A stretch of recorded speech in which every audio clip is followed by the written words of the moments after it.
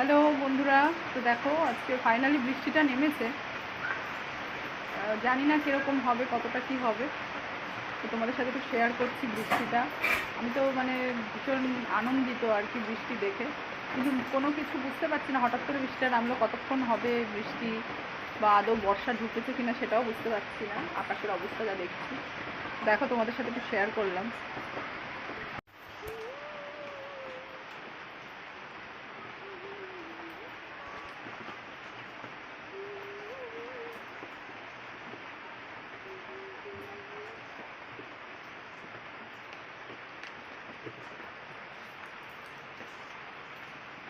Finally নেমে গেছে আমাদের বৃষ্টি।